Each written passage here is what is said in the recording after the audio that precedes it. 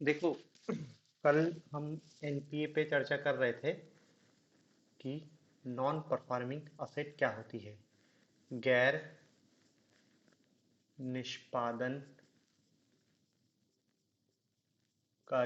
संपत्ति, असेट। ठीक है ना। नॉन परफॉर्मिंग असेट संपत्ति है एक प्रकार की। देखो, दरअसल कल भी बताया था कि जो बैंक की टोटल असेट है उसको दो हिस्सों में बांटते हैं। एक को कहते हैं हम उसकी स्टैंडर्ड असेट। स्टैंडर्ड असेट मतलब जो उसकी संपत्ति है वो पूरी तरीके से अभी सुरक्षित है। इस स्टैंडर्ड असेट को भी दो भागों में बांट देते हैं। एक को कह देते हैं नॉर्मल और एक को कह देते हैं स्ट्रेस्ड।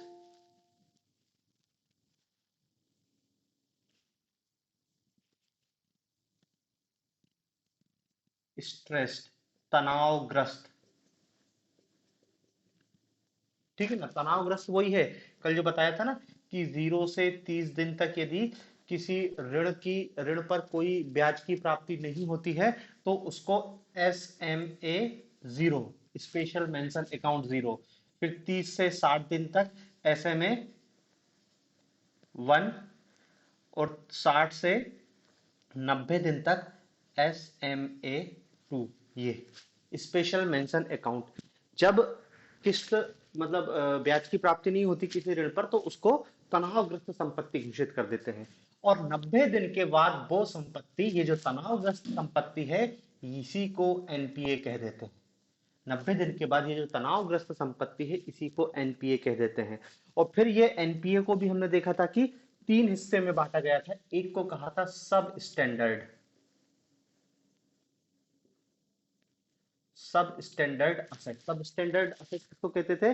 ऐसी तनावग्रस्त संपत्तियां या ऐसा एनपीए। एनपीए तो जैसे ही 90 दिन के ऊपर हुआ वो तनावग्रस्त संपत्ति एनपीए के खाते में कन्वर्ट हो जाएगी। लेकिन वो जो एनपीए है उसको भी फिर आगे चल के सब स्टैंडर्ड अकाउंट के रूप में नॉमिनेट कर देते हैं। और ये होता है कि यदि आपको 12 महीने हो गए हो आपके एनपीए की राशि को, जो एनपीए खाता है वो 12 महीने से ज्यादा पुराना हो जाता है, तो ऐसे खाते को फिर क्या बोल देते हैं? सब स्टैंडर्ड असेट। इसके बाद 12 महीने के बाद जो होती है वो होती है डाउटफुल असेट।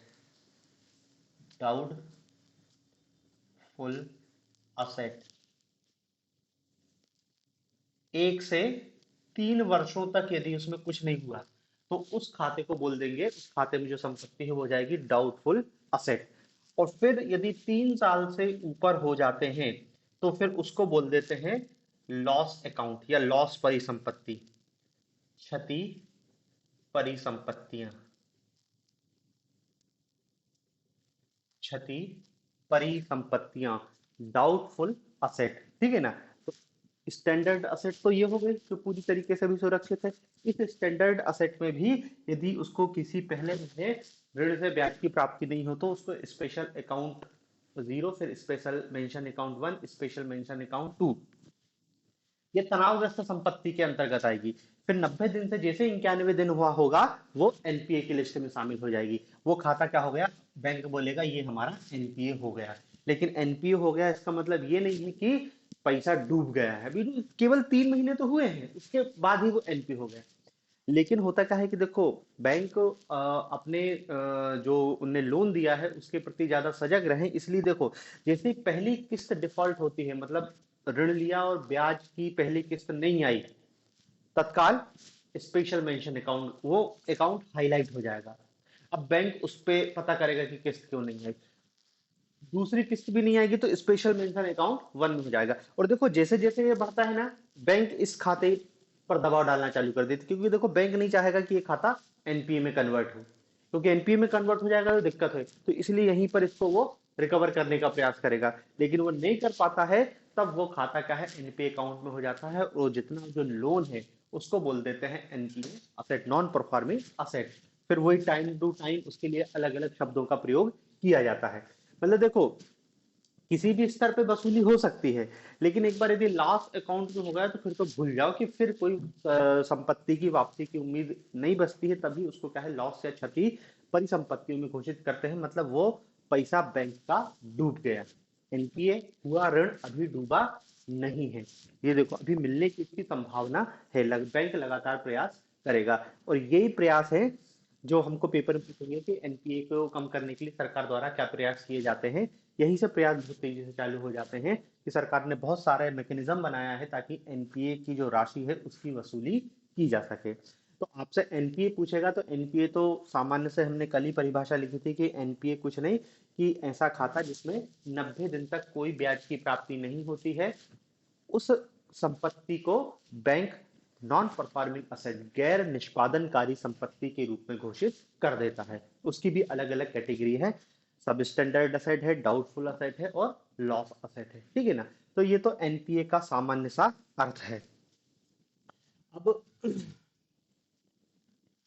सवाल ये है कि ये ऐसा हो क्यों रहा है, एनपीए होने का कारण क्या है। एनपीए का मतलब तो समझ गए। सवाल ये है कि एनपीए होने का कारण क्या है, क्यों बैंक का लोन एनपीए हो रहा है या बैंक का ऋण एनपीए हो रहा है। देखो एक तो आप सामान्य सी बात समझते हो कि किसी व्यक्ति ने बैंक से कर्जा लिया, अब वो किसी कारण से कर्जा चुकाने की स्थिति में नहीं है। मान लो उसने बैंक से कर्जा लेके कोई इंडस्ट्रीज डाली थी, कोई दुकान खोली थी, अब वो दुकान नहीं चल रही या उसने इंडस्ट्री चलाई थी उसमें उसको घाटा हो गया, नहीं उसका बिजनेस जो प्रॉफिटेबल रहा, उस स्थिति में वो बैंक की किस्त नहीं चुका पाता है, ऋण नहीं चुका पाता है। तो बैंक क्या करती है, बैंक उसकी संपत्ति को सीज कर देती है, फिर उसकी नीलामी करती है और उससे फिर अपने बकाए ऋण की प्राप्ति करती है। ये सामान्यतः यही होता है कि जैसे आपने होम लोन लिया लेकिन आप होम लोन की किस्त भरने में असफल रहते हो तो बैंक लगातार प्रयास करती है, एनपीए होने से पहले भी वो आप पर दबाव डालेगी लेकिन आप नहीं है, मना ही कर रहे कि नहीं भर पाएंगे, तो बैंक क्या करेगा, आपकी उस संपत्ति को जब्त कर लेगा और उसकी नीलामी करेगा। ये सामान्य सी एक प्रक्रिया है कि बैंक चाहता है कि उसकी राशि पूरी तरीके से वसूल में आ जाए। अब हो सकता है कि इस स्थिति में उसको कुछ घाटा हो जाए कि उसने जो घर खरीदा था या जो घर जब्त किया उतने में नहीं बिक पाया जितने में उसने फाइनेंस का जितना उसके पे कर्जा था, लेकिन फिर भी मान के चलते हैं कि बहुत कुछ वसूली तो हो जाएगी। ये तो एक सामान्य सी प्रक्रिया है। और इस स्तर पर क्या है, जो लोन डूबता है उसकी रिकवरी कहीं ना कहीं हो जाती है। दिक्कत तो तब जाएगी जब होगा क्या कि बैंक ने जो ऋण दिया है उस ऋण पे कोई प्रतिभूति ही नहीं है, मतलब कोई जमानत के रूप में उसने रखा ही नहीं है, या जो जमानत के रूप में जो उसने संपत्ति रखी है वो ऋण की तुलना में बहुत कम है। भाई 10 लाख का लोन लिया है और गिरवी के रूप में संपत्ति 1 लाख की रखी है। अब सामान्यतः देखो बैंक तो ऐसा लोन देता नहीं है। बैंक आपका असेट क्वालिटी रिव्यू करेगा कि आपकी संपत्ति का मूल्यांकन करेगा पहला कि आपने जो संपत्ति रख रहे हो गिरवी या जो संपत्ति जमानत के रूप में रख रहे हो उसकी राशि कितनी है, उसी के अनुपात में वो ऋण देता है। लेकिन समस्या तब एनपीए की जाती है या एनपीए की समस्या तब प्रकट होती है जब ये बैलेंस गड़बड़ाता है कि जमानत के रूप में कुछ रखा नहीं है और बैंक ने उसको लोन दे दिया। अब वो लोन नहीं दे रहा है तो बैंक कुछ कर ही नहीं सकता क्योंकि बैंक के पास धरोहर के रूप में कुछ है ही नहीं, या जो राशि धरोहर के रूप में है या जो वो जब्त कर रहा है उसकी कोई मार्केट वैल्यू है ही नहीं। मान लो ने इंडस्ट्रीज खोली थी लेकिन इंडस्ट्रीज के नाम पे उसने कुछ किया ही नहीं, ना तो उसके पास संपत्ति है ना मशीनरी है, मतलब कुछ गड़बड़ घोटाला किया है, तब एनपीए की समस्या जाती है। लेकिन भारतीय अर्थव्यवस्था में या भारतीय बैंकिंग सिस्टम में जो एनपीए है वो बहुत विकराल है, बहुत व्यापक है एनपीए की समस्या। खासकर हमारे जो सार्वजनिक क्षेत्र के बैंक हैं, सार्वजनिक क्षेत्र के बैंक, भारत में जितना एनपीए है उसका 72% अकेले सार्वजनिक क्षेत्र के बैंकों के मत्थे है, क्योंकि ज्यादातर यही लोन बांटते हैं और इन्हीं का लोन ज्यादा डूबता है।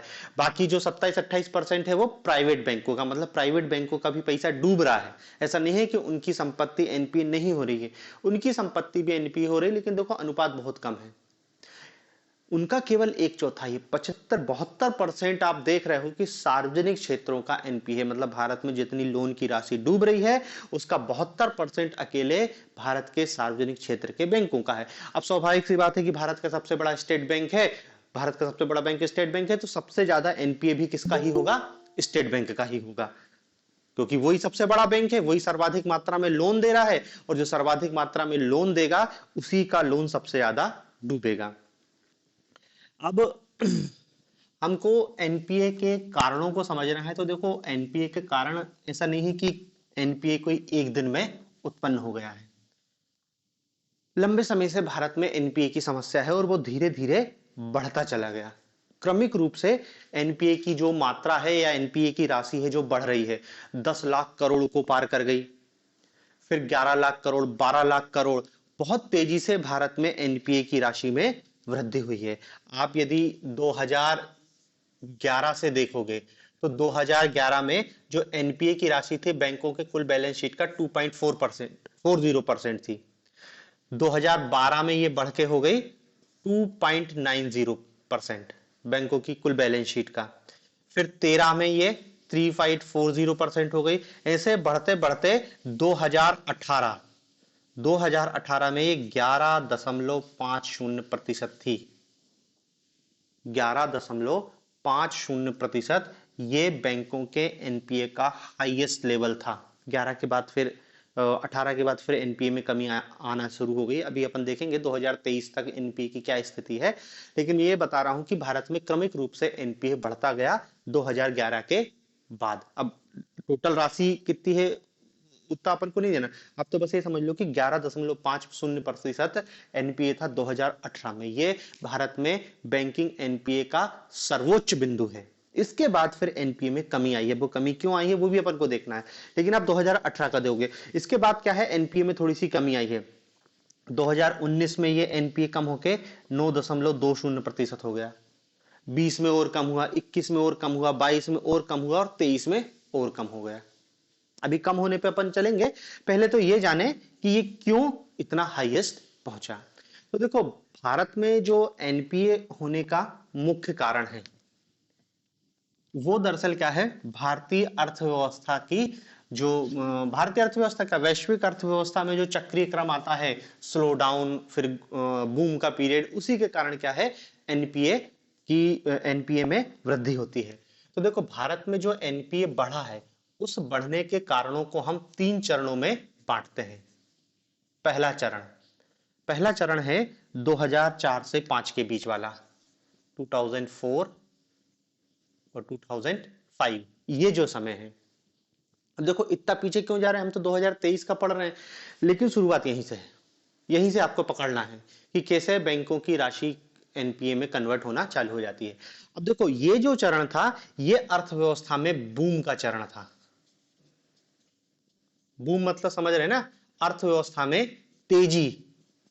अर्थव्यवस्था में तेजी मतलब अर्थव्यवस्था बहुत तेजी से बढ़ रही थी। और अर्थव्यवस्था बढ़ने का मतलब क्या है, अर्थव्यवस्था बढ़ने का मतलब क्या है, उत्पादन ज्यादा है, मांग ज्यादा है, तो अर्थव्यवस्था तेजी से बढ़ रही है। भाई इंडस्ट्रीज के लिए मतलब जनता मांग ज्यादा कर रही है, तो इंडस्ट्रीज ने उत्पादन बढ़ाया। इंडस्ट्रीज उत्पादन बढ़ाएगी तो क्या करेगी, नए प्लांटों की स्थापना करेगी, नए लोगों को रोजगार देगी। जब ज्यादा लोगों को रोजगार मिलेगा मतलब ज्यादा लोगों के पास पैसा पहुंचा, वो पैसा लेके फिर मार्केट में जाएंगे तो फिर वस्तुओं की मांग करेंगे और फिर वो मांग को और बढ़ा देंगे। तो ये स्थिति कहलाती है बूम की। तो 2004-5 में क्या है, भारतीय अर्थव्यवस्था में बूम की स्थिति थी। मतलब क्या है, मांग ज्यादा थी, मांग अधिक, मांग अधिक थी तो उत्पादन अधिक, उत्पादन अधिक था तो औद्योगिक विकास दर अधिक थी, औद्योगिक विकास दर अधिक थी।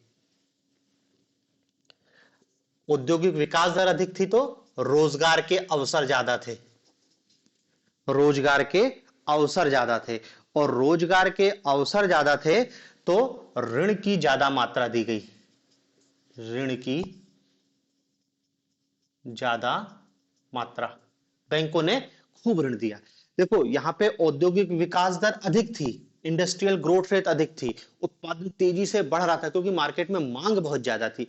तो उद्योगपति ने क्या है, बड़े पैमाने पर ऋण लिया। उन्होंने कहा एक और प्लांट डाल दिया, मशीनरी खरीद ली, नए प्लांट स्थापित कर दिए, तो और उत्पादन को बढ़ाया और ज्यादा लोगों को रोजगार दिया। जब ज्यादा लोगों को रोजगार देंगे तो ये लोग भी स्वाभाविक सी बात है कि ऋण लेंगे, कि उनको लगेगा कि हमारी तो नौकरी लग गई, अब होम लोन ले ले, कार लोन ले ले।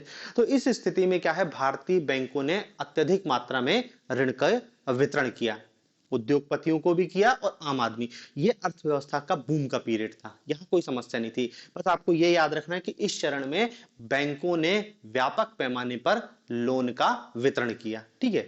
फिर इसका सेकेंड फेज आता है 2008 के बाद, द्वितीय चरण 2008, 2008 के बाद। देखो 2008 के बाद दरअसल क्या है, यह वैश्विक मंदी का काल था, वैश्विक स्लो डाउन मंदी। अमेरिका से शुरू हुई थी वैश्विक मंदी और धीरे धीरे पूरी दुनिया में उसका असर हमको देखने को मिला। वही वैश्विक मंदी का असर क्या है, भारतीय अर्थव्यवस्था पर पड़ा। अब मंदी की, बूम और मंदी जस्ट अपोजिट की स्थिति है। बूम की स्थिति में क्या है, अर्थव्यवस्था तेजी से बढ़ती है। मंदी की स्थिति में अर्थव्यवस्था तेजी से कम होती है। कम क्यों होती है, क्योंकि मंदी की स्थिति में मांग कम हो जाती है, मांग कम हो जाएगी। जब मांग कम हो जाएगा तो उत्पादन भी कम हो जाएगा। जब उत्पादन कम होगा तो औद्योगिक विकास दर भी कैसी हो जाएगी, कम हो जाएगी। औद्योगिक विकास दर कम हो जाएगी तो रोजगार के अवसरों में कमी आएगी, और रोजगार के अवसरों में कमी आएगी तो ऋण भी कम दिया जाएगा, ऋण भी कम दिया जाएगा।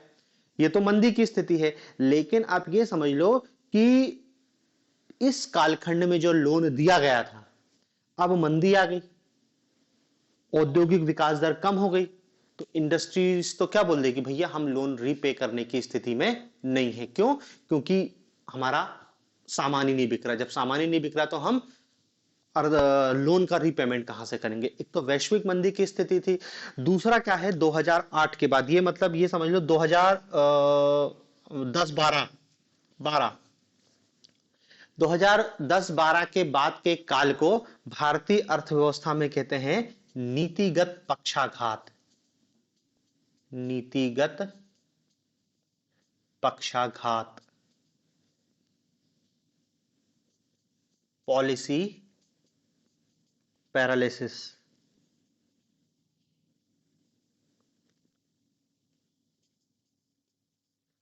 पॉलिसी पैरालिसिस, नीतिगत पक्षाघात। देखो ये वो काल था, आप यदि थोड़ा सा पुराना याद करो, एक के बाद एक भ्रष्टाचार, बड़े बड़े भ्रष्टाचार के मामले ओपन हो रहे थे।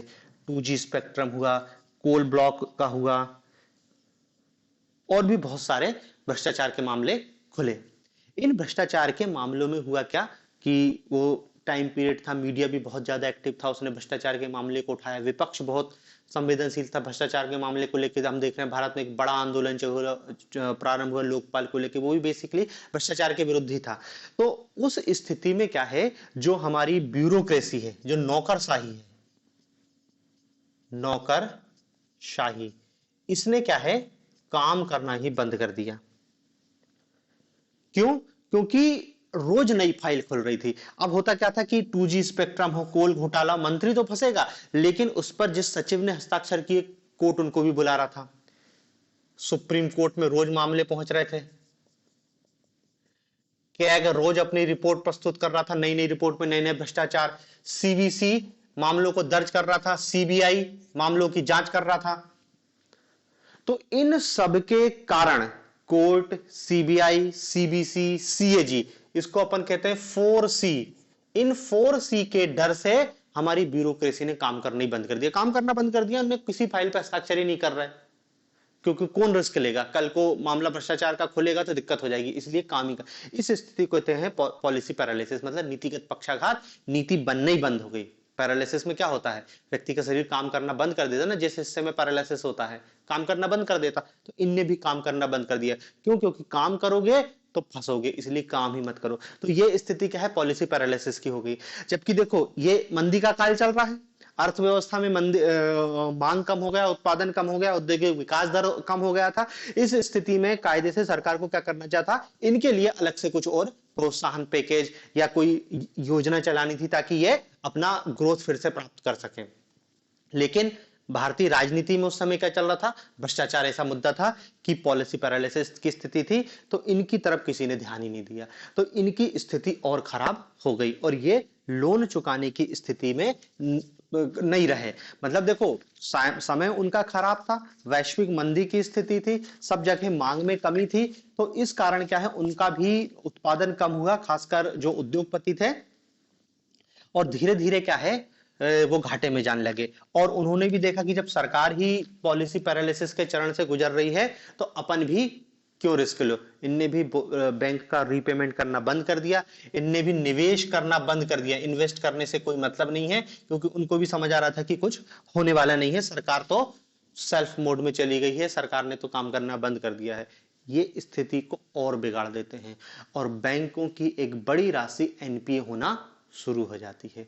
वही लिखा ना अपन ने, जो अभी मैंने बताया था कि 2011 में 2.4 था, 2012 में 2.9% हो गया, 2013 में 3% को क्रॉस कर गया, 2014 में 4%, 15 में 5%, 6%, और 2018 तक कितना पहुंच गया, 11.5%। तो ये है आपका अर्थव्यवस्था में एनपीए होने का बड़ा कारण। ठीक है ना। मतलब ये कहना चाह रहे हैं कि एक, जिसको कहना चाहिए, लंबी अवधि में भारत की अर्थव्यवस्था में एनपीए इतना व्यापक हुआ है, एक दिन में, एक साल की कोई बात नहीं है। आप ये समझ लो कि 2008 से 2018, और 2018 क्या, 2023 ही लिखो, लेकिन अब अभी क्या है, डाटा के रूप में तो एनपीए सरकार ने कम कर दिया, अभी बताएंगे उनने कैसे कम किया। लेकिन यहां पे आप ये तो सीधे सीधे दिखाई दे रहा है कि एनपीए 2008 से 2018 की स्थिति में लगातार बढ़ा है। एक दिन में इतना ज्यादा एनपीए नहीं पहुंचा है कि 11.5% हो गया, वो धीरे धीरे बढ़ा है। ठीक है ना। तो ये भारतीय अर्थव्यवस्था में एनपीए बढ़ने का कारण है। आपसे पूछेगा एनपीए क्यों बढ़ेगा, तो आप यही बताओगे। अब सवाल तीसरा ये है कि इस एनपीए का अर्थव्यवस्था पर क्या प्रभाव पड़ता है। एनपीए का प्रभाव, यदि अधिक एनपीए होगा तो उसका प्रभाव क्या पड़ेगा, एनपीए का प्रभाव क्या पड़ेगा। देखो, आपसे जैसे अभी मैंने बताया एनपीए होने का कारण, तो बूम और बूम से मंदी, ये वास्तविकता कारण है।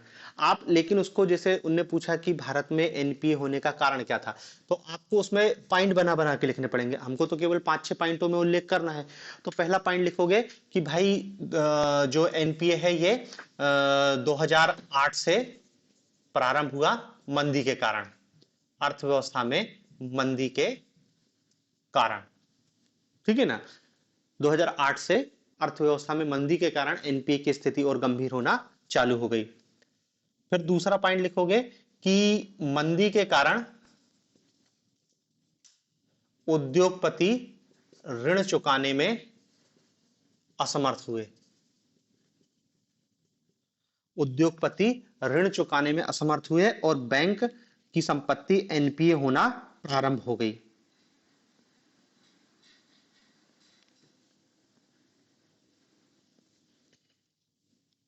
तीसरा,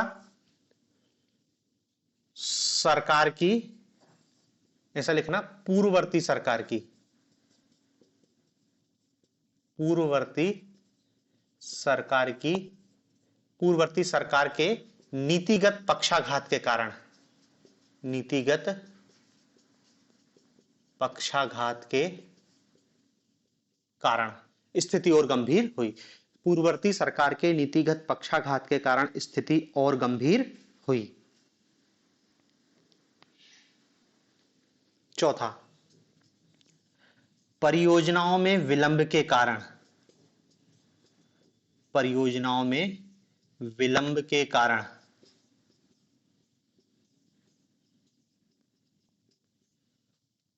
लागत में वृद्धि हुई, परियोजनाओं में विलंब के कारण लागत में वृद्धि हुई, जिससे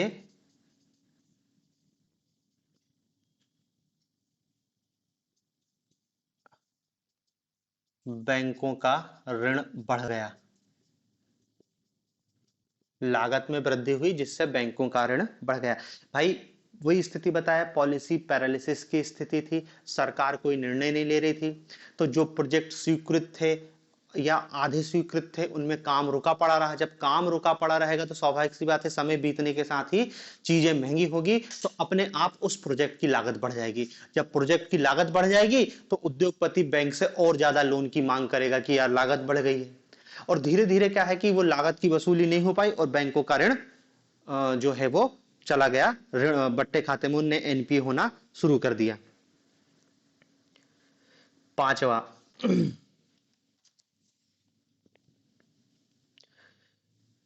गिरवी रखी संपत्ति, गिरवी रखी संपत्ति की गुणवत्ता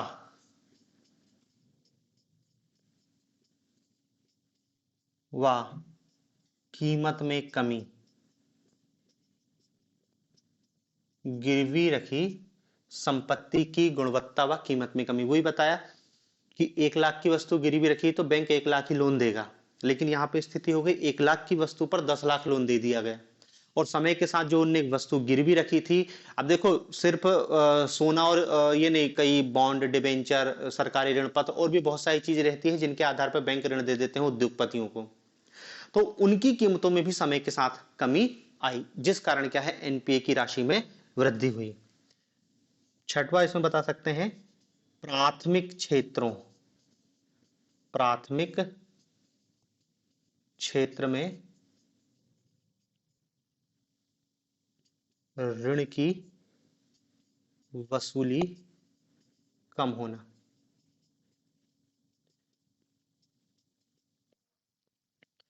ऋण की वसूली कम होना, प्राइमरी सेक्टर, एग्रीकल्चर सेक्टर हमेशा ये है कि ऋण डूबता ही है। चुनावी फायदे के लिए सरकार भी घोषणा कर देती है कि हम आपका ऋण माफ करेंगे, तो किसान भी फिर चुनाव की रास्ता देखते हैं कि ठीक है ऋण ले लो, चुकाने की जरूरत नहीं क्योंकि चुनाव आने वाले हैं, स्वाभाविक सी बात है ऋण माफ हो जाएगा, तो वो जानबूझ के भी नहीं भरते हैं।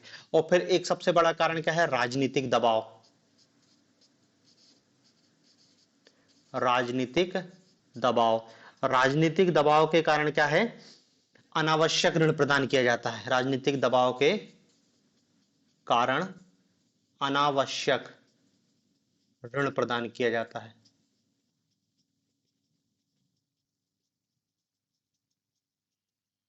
अनावश्यक ऋण प्रदान किया जाता है। भाई बैंक उद्योगपति को ऋण नहीं दे रहा है, लेकिन अब उन्होंने कहा कि मंत्री का फोन आ गया, प्रधानमंत्री का फोन आ गया, तो ऋण देना ही पड़ेगा, भले वो उसकी उसके पास उतने ऋण लेने की क्षमता नहीं हो, लेकिन अब सरकारी बैंक है, सरकार का बैंक है, सरकार ने आदेश दिया है तो ऋण देना ही पड़ेगा। दूसरी बात है, बहुत सारी सरकारी योजनाएं हैं, जैसे प्रधानमंत्री मुद्रा, पीएम मुद्रा योजना, ये तो अभी की सरकार की योजना है। पीएम मुद्रा योजना में लघु उद्योगों के लिए लोन दिया जाता है। 3 कैटेगरी के उद्योग रहते हैं, तो शिशु उद्योग, किशोर उद्योग, तो इन पर भी क्या है बड़े मात्रा में लोन दिया गया। अब चूंकि सरकारी योजना है, प्रधानमंत्री के नाम से चल रही, तो सरकार ने दबाव डाला सरकारी बैंकों पे कि पीएम मुद्रा के तहत आपको इतना लोन बांटना ही, हर को टारगेट दे दिया गया, तो इनने भी क्या है लोन बड़ी मात्रा में बांटा।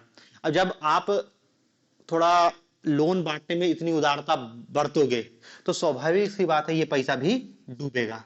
तो पीएम मुद्रा के तहत जो लोन बांटा गया है उसका ज्यादातर हिस्सा एनपी हो गया है, क्योंकि लेने वाले जानते थे कि चुकाना नहीं है, लेने वाले जानते थे चुकाना नहीं है। और एक और पॉइंट लिख सकते हो, विलफुल डिफॉल्टरों, विलफुल डिफॉल्टर के कारण, विलफुल डिफॉल्टरों के कारण। देखो विलफुल डिफॉल्टर ऐसे व्यक्तियों को कहते हैं जो व्यक्ति जानबूझकर बैंकों का लोन नहीं चुका रहा है। बैंक समझ रही है कि इसके पास पैसा है पर ये नहीं दे रहा है, सीधे सीधे नहीं देना, क्या कर लोगे, स्थिति सब कुछ है, हमने बैंक से लोन लिया, हमारा धंधा पानी सब बढ़िया चल रहा है, लेकिन नहीं दे रहे। अब नहीं दे रहे तो गरीब आदमी होता तो बैंक तो तुम जानते हो क्या करता है, उसकी संपत्ति को जब्त कर देगा, उसकी संपत्ति को नीलाम कर देगा, तहसीलदार आ जाएगा, उसकी संपत्ति कुर्क हो जाएगी, टैक्स हो जाएगी, सब कुछ हो जाएगी। लेकिन ये विलफुल डिफॉल्टर कौन है, अमीर लोग हैं। इसके लिए देखो इनका शब्द भी विलफुल डिफॉल्टर, इच्छापूर्ण से ने डिफॉल्ट किया है, कायदे से ये एक प्रकार की डकैती है कि बैंक का लोन ले लिया और नहीं दे रहा। भाई बैंक के पास जो पैसा है वो किसका है? आम आदमी का पैसा है, हमारा तुम्हारा पैसा है, हमने बैंक में पैसा जमा किया है, हमारे से बैंक पैसा कमा रहा है, हमको एटीएम की सुविधा दे रहा है, फिर हम एक से अधिक 3 से अधिक ट्रांजेक्शन कर लेते तो उसका पैसा काट लेता है, फिर आप आरटीजीएस करो, आप डीडी बनवाओ, उस पर कमीशन काटता है, और हम सबका पैसा बैंक में जमा है। यही पैसा वो उद्योगपति को लोन नहीं दिया, उद्योगपति ने देने से मना कर दिया, तो एक टाइप से तो ये डकैती है। लेकिन अब चूंकि अमीर आदमी डकैती कर रहा है, इसके लिए शब्द भी उन्होंने बहुत अच्छा यूज किया, विलफुल डिफाल्टर। तो भारतीय अर्थव्यवस्था में इन विलफुल डिफाल्टरों की संख्या बहुत तेजी से बढ़ी है पिछले 6-7 सालों में। अभी परसों ही राज्यसभा में क्वेश्चन पूछा गया कि भारत में कौन है विलफुल डिफाल्टर। तो देखो सरकार ने लिस्ट दी है कि एक है गीतांजलि जेम्स एंड ज्वेलर, इसका टोटल 8,738 करोड़ रुपए बैंक का ऋण है, लेकिन जो नहीं दे रहा है। सब कुछ बढ़िया है, कोई दिक्कत नहीं है, लेकिन नहीं दे रहा है। Era infrastructure limited, engineering limited 5,756 crore रुपए। एजीबी शिपयार्ड लिमिटेड, यदि पूरी लिस्ट है, 5,000 करोड़, 4,000 करोड़ रुपए, 2,000 करोड़ रुपए। ये तो वो है जो विलफुल डिफाल्टर है, जो यहाँ पे रह रहे हैं। बाकी तो जो देश छोड़ के भाग गए पैसा लेके, विजय माल्या जैसे भाग गए 9,000 करोड़ रुपए लेके, नीरव मोदी भाग गए पैसा लेके, संदेशरा बंधु भाग गए पैसा लेके, उनकी तो लिस्ट ही बहुत लंबी है। तो ये लोग मेन विलफुल, इन लोगों के कारण ही, मतलब बड़े जो बड़ी मछली है उनके कारण एनपीए की संख्या में जो राशि में है वो वृद्धि हुई है। और देखो सरकार का इन पर कोई है, कभी हमने नहीं सुना कि इनके ऊपर ईडी वालों ने छापा मार दिया, सीबीआई ने, कुछ नहीं है। तो ऐसा लगता है कि सरकार उनकी मिली भगत है, ये जानबूझ के ऋण नहीं चुका रहे और सरकार इनका कुछ कर भी नहीं रही। जो देश छोड़ के चले गए वो भी मजे कर रहे हैं, वहां पर उन्हें अपना उद्योगपति चला लिया, या वहां से बैठ के भारत में अपना बिजनेस चला रहे हैं। तो इन सब कारणों से भारत में एनपीए की राशि में वृद्धि हुई है। तो आप ये एनपीए का कारण आपसे पूछेगा यदि 5 नंबर में, तो यही 4-5 कारण आप बता देना। फिर हमको देखना है इस एनपीए का अर्थव्यवस्था पर क्या प्रभाव पड़ता है। एनपीए का अर्थव्यवस्था पर पड़ने वाले प्रभावों पर हम चर्चा करेंगे। तो देखो प्रभाव क्या, सबसे पहला प्रभाव तो पड़ेगा, बैंक ने आपको ऋण दिया, बैंक को उस ऋण से कोई प्राप्ति, मतलब ब्याज तो छोड़ो, मूलधन की भी प्राप्ति नहीं हुई। जब मूलधन की भी प्राप्ति नहीं होगी तो स्वाभाविक सी बात है, जो बैंक है, बैंक को होने वाले लाभ में कमी आएगी, होने वाले लाभ में कमी आएगी, बैंक को होने वाले लाभ में कमी आएगी। साथ ही साथ क्या है, जो बैंक है, बैंक के पास तरलता का संकट उत्पन्न होगा, तरलता का संकट उत्पन्न होगा। लिक्विडिटी की कमी थी ना, आपने बैंक को 10 लाख रुपए दिया, आपने वापस ही नहीं किया, तो बैंक के पास तो लिक्विडिटी की कमी हो गई। फिर पहले बताया भारत में ज्यादातर बैंक तो प्राइवेट सेक्टर के बैंक हैं, तो वो जो ज्यादातर बैंक क्या है, सार्वजनिक क्षेत्र के बैंक हैं, बड़े बैंक हैं। 72% हमारी टोटल एनपीए सरकारी बैंकों का है। जब सरकारी बैंक को फायदा होता है तो वो अपना लाभ किसको देता है, सरकार को देता है। अब जब उसके लाभ में कमी आएगी तो स्वाभाविक सी बात क्या है, सरकार को प्राप्त होने वाले राजस्व में कमी,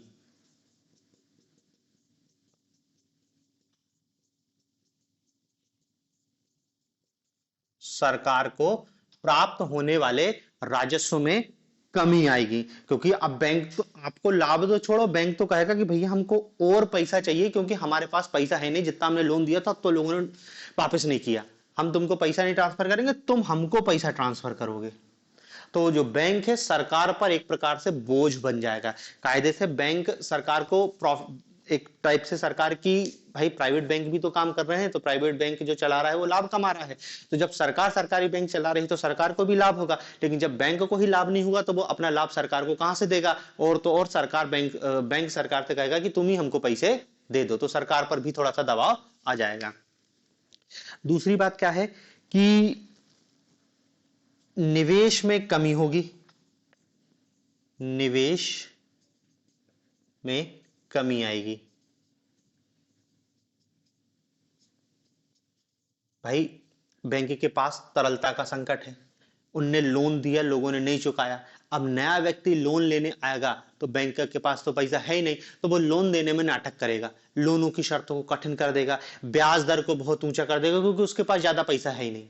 तो फिर उस स्थिति में क्या है, उद्योगपति को लोन मिलेगा नहीं, जब लोन मिलेगा नहीं तो अर्थव्यवस्था में निवेश करेगा नहीं, और जब निवेश करेगा नहीं तो जो हमारा आर्थिक विकास है या अर्थव्यवस्था का विकास, अर्थव्यवस्था का विकास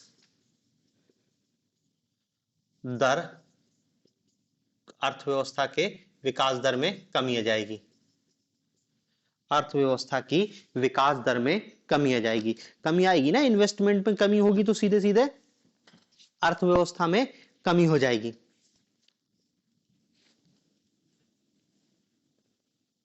ठीक है, फिर वही है, जब अर्थव्यवस्था की विकास दर में कमी आएगी तो अर्थव्यवस्था का आकार, अर्थव्यवस्था का आकार सिकुड़ जाएगा, श्रिंक हो जाएगी। श्रिंक मतलब समझ रहे हैं ना भाई, इन्वेस्टमेंट ही नहीं होगा, इन्वेस्टमेंट नहीं होगा तो उत्पादन कम होगा, उत्पादन कम होगा तो आर्थिक विकास कम होगा, आर्थिक विकास कम होगा तो हमारी अर्थव्यवस्था सिकुड़ जाएगी, कमजोर हो जाएगी, अर्थव्यवस्था का आकार घट जाएगा। ठीक है, फिर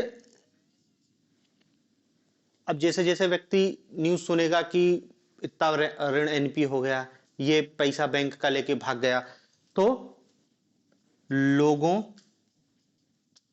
का भरोसा बैंकिंग सेक्टर पे कमजोर होगा,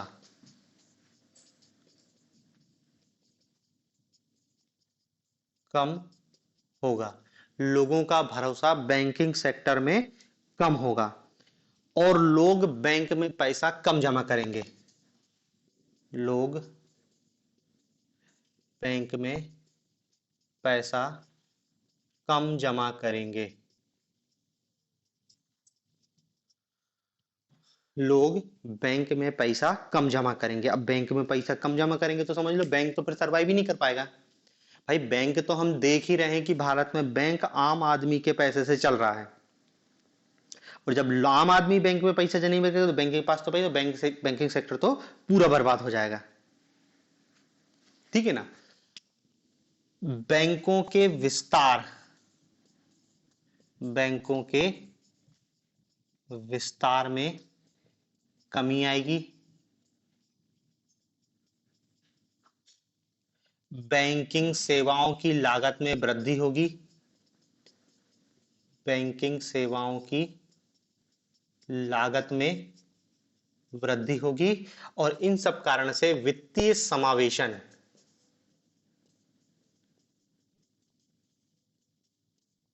में कमी आएगी, फाइनेंशियल इंक्लूजन भी कमजोर हो जाएगा। भाई बैंक ने ऋण दिया, बैंक का पैसा डूब गया, अब बैंक का वो पैसा तो डूब गया, लेकिन जो जमाकर्ता ने बैंक में पैसा जमा किया है उस पे तो बैंक को निश्चित दर से ब्याज देना ही है, बैंक का अपना खर्चा है ही कि उसके कर्मचारियों को उसको तनख्वाह देना है, बिल्डिंग का किराया देना, बिजली का, मतलब खर्चा उतना ही है, वो पैसा डूब गया, उससे ब्याज तो छोड़ो मूलधन भी नहीं मिलना।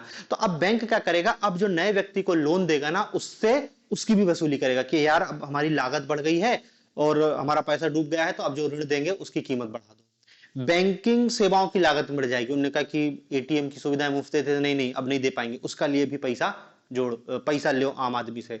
उन्होंने कहा कि जीरो बैलेंस खाते, नहीं नहीं, अब उन्होंने कहा कि मिनिमम बैलेंस कर दो कि 2000 रुपए से कम होगा तो बैंक जुर्माना काट लेगी, मतलब जुर्मानों की संख्या में वृद्धि कर देना। ऐसे कर करके बैंक अपनी लागत की वसूली करेगा। मतलब देखो, जो आदमी पैसा ले गया वो तो ले गया, उसकी वसूली फिर से आम आदमी, पैसा वो आम आदमी का था जो ले गया, उसकी भरपाई भी फिर वो आम आदमी ही करेगा। और जब ऐसी स्थिति होगी तो आम आदमी बैंक से दूर होगा, और भारत में वैसे वित्तीय समावेशन की स्थिति कमजोर है, वो स्थिति और खराब होगी। मतलब सरकार जो इतना प्रयास कर रही है वित्तीय समावेशन के लिए, वो भी सरकार का प्रयास प्रभावित होगा। ठीक है ना, तो ये कुछ प्रभाव हैं जो एनपीए के बढ़ने से भारतीय अर्थव्यवस्था में देखने को मिलेंगे। तो देखो हमने एनपीए के कारण देखे और एनपीए का अर्थव्यवस्था में क्या प्रभाव पड़ेगा ये भी देख लिया। और याद रखना जो एनपीए की समस्या है केवल बैंकिंग सेक्टर की समस्या नहीं है। एनपीए की समस्या से पूरी अर्थव्यवस्था प्रभावित होगी, पूरी अर्थव्यवस्था की विकास दर प्रभावित होगी, अर्थव्यवस्था का आकार सिकुड़ेगा। और जब पूरी अर्थव्यवस्था प्रभावित होगी तो आम आदमी कैसे प्रभावित नहीं होगा, सबसे ज्यादा तो वही प्रभावित होगा ना। तो ले देखे ये जो एनपीए की समस्या है ये केवल ऐसा नहीं है कि बैंक की समस्या है, पूरी अर्थव्यवस्था की समस्या, मतलब ये हमारी एक राष्ट्रीय समस्या है क्योंकि इससे हर आदमी प्रभावित होने वाला है। अब इस एनपीए की हम थोड़ी सी वर्तमान स्थिति देख लेते हैं। वर्तमान स्थिति, क्योंकि वर्तमान स्थिति में सरकार बहुत खुश हो रही है कि एनपीए हमने कम कर दिया। देखो पहले बताया एनपीए की राशि 2011 में 2.4% थी, 40% बैंकों की टोटल बैलेंस शीट की 2011 में। फिर धीरे धीरे बढ़ती है, 2012 में 2.9% होती है, 13 में 3% होती है और 2018 में बढ़ के कितनी हो जाती है 11.5%। इसके बाद एनपीए की राशि में लगातार कमी आई है। 2019 में हो गया 9.20%, 20 में हो गया 7.30%, 5.93% 2022 में, और अभी जो रिपोर्ट आई है उसमें एनपीए घट के हो गया है 3.93% 2023 में। ये डाटा आपको याद रखना है, ये ग्रॉस जीएनपी है, वो ग्रॉस एनपीए है, जीएनपीए ग्रॉस एनपीए कितना 3.9%। तो देखो 2013 में कितना था 3.40% और 2014 में था ये 4.10%। तो अभी आरबीआई ने अपनी एफएसआर रिपोर्ट जारी की है, फाइनेंशियल स्टेबिलिटी रिपोर्ट, अभी जुलाई में जारी हुई। फाइनेंशियल स्टेबिलिटी रिपोर्ट साल भर में 2 बार जारी होती है, अभी जारी करी है आरबीआई ने। और आरबीआई ने बताया है कि ये जो ग्रॉस एनपीए है वो कम होकर 3.9% हो गया। यदि ग्रॉस एनपीए के साथ नेट एनपीए की बात करें, नेट एनपीए, तो इसमें भी वो आरबीआई कह रहा है कमी आई है कि जो नेट एनपीए भी पिछले वर्ष 1.7% था, वो भी घटकर 1.3% हो गया है। टोटल असेट का, बैंक की जो जो नेट एनपीए है वो टोटल असेट से निकालते हैं, दोनों का अलग अलग फॉर्मूला है, अपन को उतने डिटेल में नहीं जाना, अपन को बस एक डाटा याद रखना है कि नेट एनपीए और ग्रॉस एनपीए इतना हो गया है। तो मतलब ये कह रहे हैं कि एनपीए में भारी मात्रा में कमी आई है। देखो लगातार एनपीए कम होते जा रहा है। अब सवाल ये है कि एनपीए लगातार कम क्यों हो रहा है। अब देखो ये 5 दिन पहले की ही रिपोर्ट है, सब जगह पेपर में आया कि एनपीए पिछले 7 वर्षों में, ये हेडिंग थी कि पिछले 7 वर्षों में एनपीए सबसे कम रहा और इसके अगले साल और कम होने की संभावना बताई गई है। तो ऐसा क्या किया सरकार ने, मतलब ऐसा कौन सा प्रोग्राम लॉन्च कर दी सरकार ने कि एनपीए लगातार घट गया है। क्या लोग सर जो विलफुल डिफॉल्टर थे, सरकार ने उनकी कॉलर पकड़ पकड़ के उनसे पैसे की वसूली करी, क्या किया सरकार ने ऐसा। तो देखो जो एनपीए कम होने का सबसे बड़ा कारण है वो ये है कि सरकार ने लोन को राइट ऑफ कर दिया। सरकार ने लोन को राइट ऑफ कर दिया। राइट ऑफ, अब ये राइट ऑफ करना क्या होता है। देखो बैंकों की जो बैलेंस शीट होती है, बैलेंस शीट, उस बैलेंस शीट में बैंक का रहता है कि हमारी इतनी असेट है, इतनी असेट में इतना हमारा एनपीए है। तो स्वाभाविक सी बात है, अभी तक तो बैंकों का एनपीए बहुत ऊंचा था, बैंकों का एनपीए बहुत ऊंचा था। 2018 में 11.5% था उनका बैलेंस शीट का। तो उस स्थिति में क्या है, बैंकों की बैलेंस शीट में दिख रहा है इतना राशि एनपीए है, मतलब सीधे सीधे उनका इतना राशि घाटे में है या इतनी राशि डूबत टाइप की दिख रही है सीधे सीधे।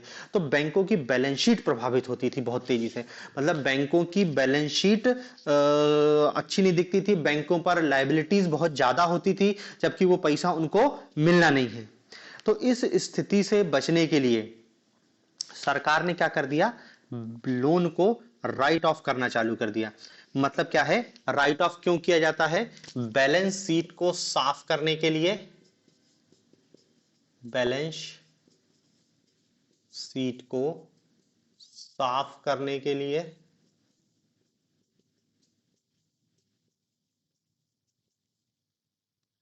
और कराधान,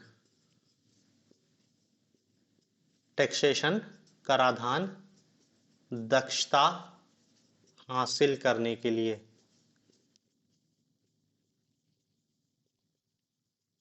कराधान दक्षता हासिल करने के लिए सरकार बैंकों के लोन को राइट ऑफ कर देते हैं। राइट ऑफ करने से दोहरा फायदा होता है। देखो दोहरा फायदा कैसे होता है, बैंक की बैलेंस शीट तो साफ हो गई, अब ये राशि यहां पर नहीं लिखाएगी, तो बैंक की बैलेंस शीट देखने में अच्छी लगेगी। अभी तो दिख रहा है कि बैंक को इतना घाटा हो गया है, अब उनने कहा कि नहीं इसको यहां पर मत लिखो, आप इस राशि को हटा दो, बैंक ने हटा दिया। जो कंपनियां हैं, कंपनियां, जो कंपनियां जिनके ऊपर लोन है और वो लोन को नहीं चुका रही है, उनकी जब बैलेंस शीट बनती थी तो उस बैलेंस शीट में भी ये यहां जो बैंकों की एनपी राशि है वो भी यहां पर उनके ऊपर लायबिलिटीज, देनदारी के रूप में दिखाई देती थी कि यार कंपनी के ऊपर इतनी ज्यादा देनदारी है। तो देखो बैंक में राशि एनपीए के रूप में दिखाई दे रही है और वही राशि कंपनियों में दिखाई दे रही है काय के रूप में, देनदारी के रूप में।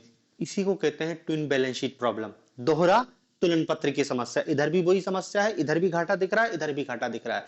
तो जब कोई अंतरराष्ट्रीय फर्म, उन्होंने कहा कि भारत को रेटिंग देती हैं जैसे मूडीज और ये सब लोग, तो वो क्या है बैंकों की बैलेंस शीट देखती हैं तो उनको इधर भी घाटा दिखता है, भारतीय कंपनियों की बैलेंस शीट देखती है इधर भी घाटा है, दोनों जगह, तो वो फिर भारत की रेटिंग कम हो जाती है, तो ले दे के भारत की अर्थव्यवस्था खराब दिखाई देती है। तो सरकार ने क्या कहा कि एक काम करो, हटाओ इसको, हम बैंक के ऋण को क्या कर रहे हैं, जो एनपीए है उसके लिए एक शब्द यूज किया उनने, राइट ऑफ कर रहे हैं। अब देखो सैद्धांतिक रूप से सरकार क्या कहती है, राइट ऑफ करने का मतलब ये नहीं है कि बैंक का ऋण माफ कर दिया, राइट ऑफ करने का मतलब यह है कि हम बैंक की बैलेंस शीट से इसको हटा के एक अलग खाते में लिखेंगे। माफ नहीं किया है, याद रखना, माफ नहीं, राइट ऑफ करने का मतलब माफ करना नहीं है, हम इस राशि को यहां से हटा के एक अलग खाते में लिखेंगे। और जब राइट ऑफ बड़े पैमाने पर किया जाएगा, जैसे यदि देखा जाए कि सरकार ने पिछले कुछ सालों में मेगा राइट ऑफ प्रक्रिया के माध्यम से 10,09,510 करोड़ रुपए पिछले 5 सालों में राइट ऑफ किए,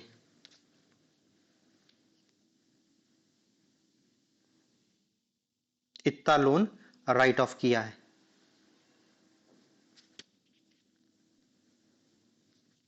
पिछले 5 सालों में।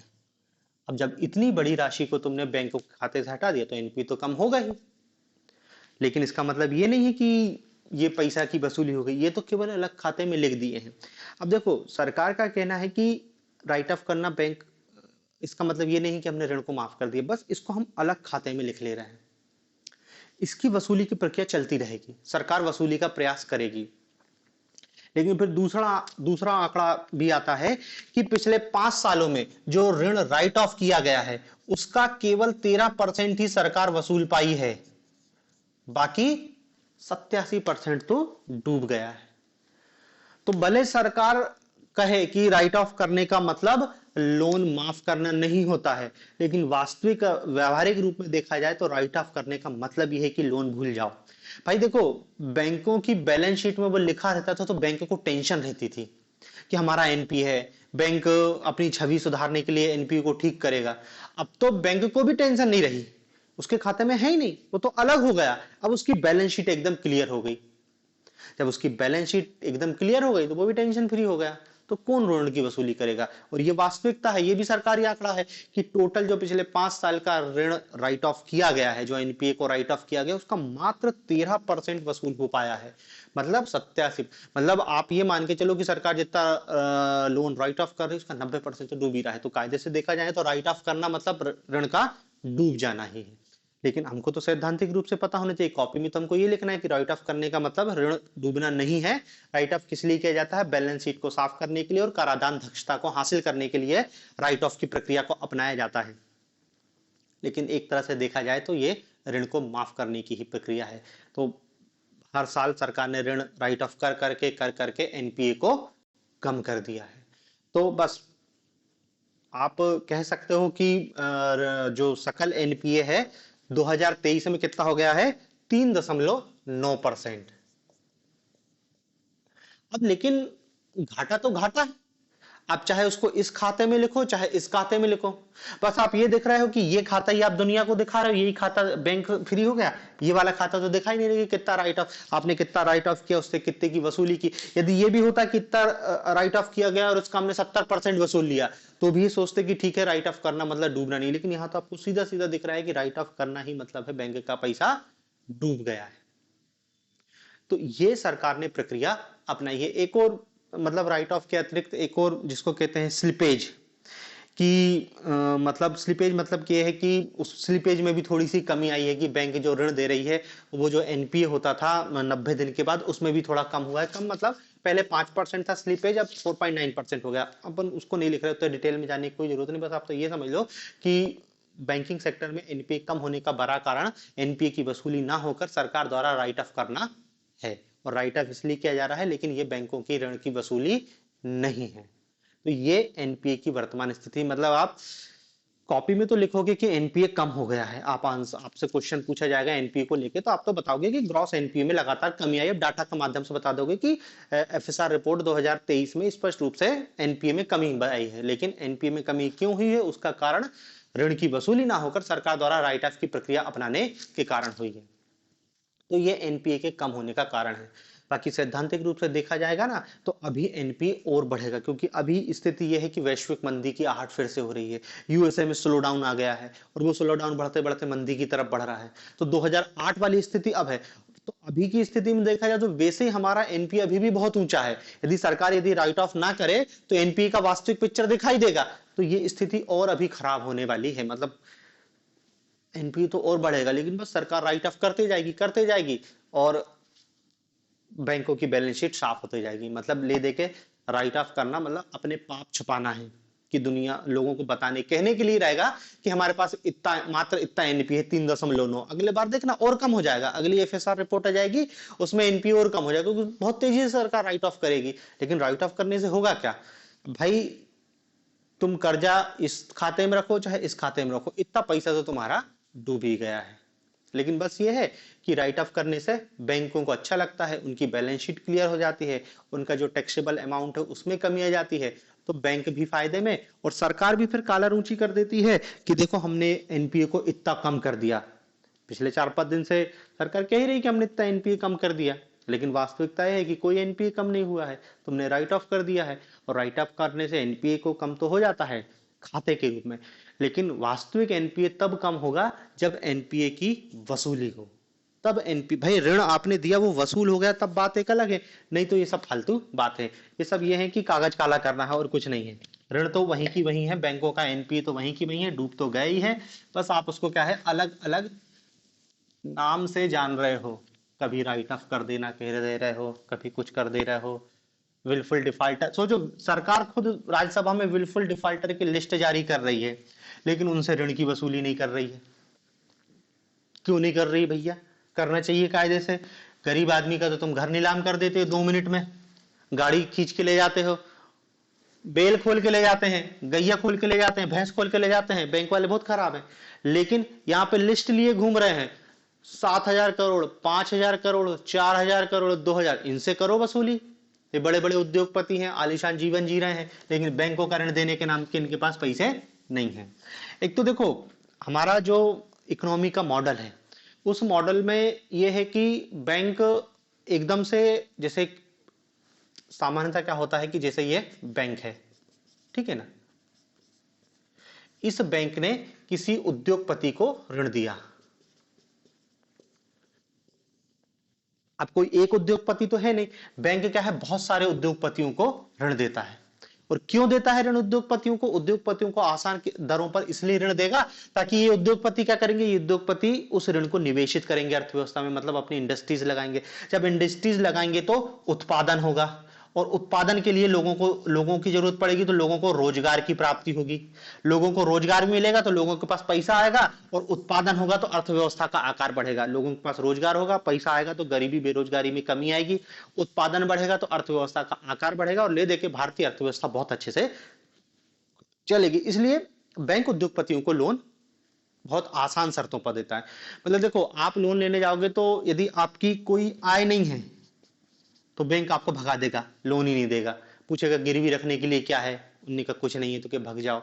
आप ऋण लेने जाओगे तो कहोगे आपका आरटीआई सर्टिफिकेट लाओ कि आप कितना इनकम टैक्स देते हो, आपका फिर जो फाइनेंशियल स्कोर निकाला जाएगा, उसके आधार पे आपको ऋण दिया जाएगा। तो जो आदमी जितना अमीर होता है बैंक उसको उतना सस्ता ऋण उपलब्ध करा देगी। हो सकता है मुकेश अंबानी चल जाए तो बैंक उसको 2% की दर से ऋण दे दे। अंतरराष्ट्रीय संस्था, वो हो सकता है अंतरराष्ट्रीय संस्थाओं से ऋण लिया है, मतलब उसके लिए अलग सेक्टर है। क्यों? क्योंकि वो उद्योगपति क्या कर रहा है, वो कार लोन लेने नहीं जा रहा है, वो होम लोन लेने नहीं जा रहा है, वो अपनी इंडस्ट्रीज के लिए लोन देने जा रहा है। इसलिए देखो सरकार लघु उद्योगपतियों के लिए भी योजना लेके आती है, जैसे पीएम मुद्रा।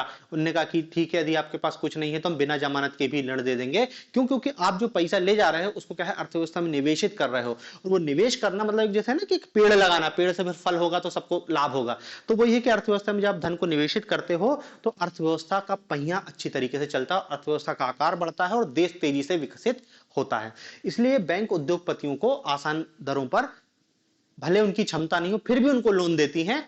क्यों? क्योंकि वो मान के चल रही है कि उद्योगपति उद्यम कर रहा है और उद्यमिता की भावना को हमको बढ़ाना है, क्योंकि उद्यमिता की भावना बढ़ेगी तभी भारत में क्या है, बेरोजगारी और गरीबी दूर हो सकती है और हमारी अर्थव्यवस्था आत्मनिर्भर अर्थव्यवस्था बनी रहेगी।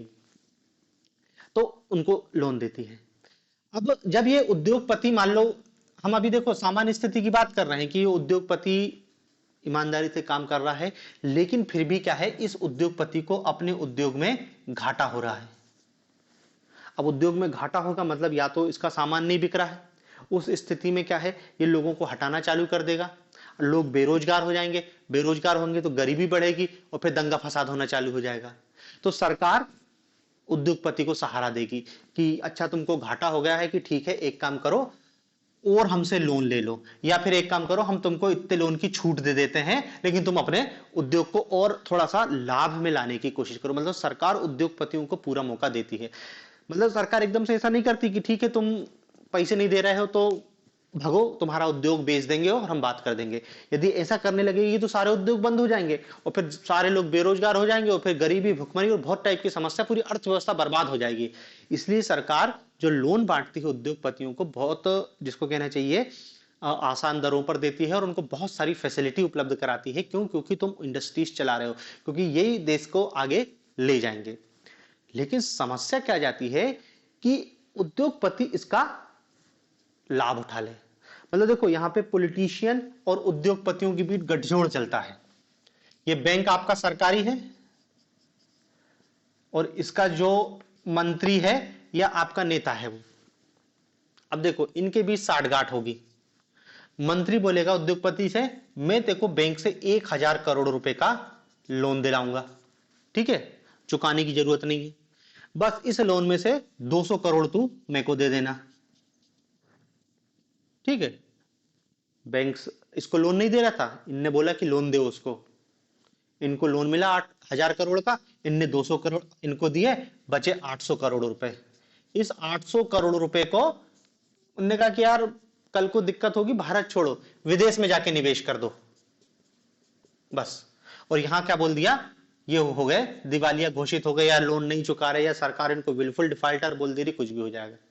तो एक तो ये भी एक बड़ा नेक्सस चल रहा है, और दूसरा यह है कि उद्योगपति इसका भी फायदा उठाते हैं कि जानबूझकर लोन को नहीं चुकाते हैं, क्योंकि उसको मालूम है कि सरकार अपना कुछ नहीं कर सकती है।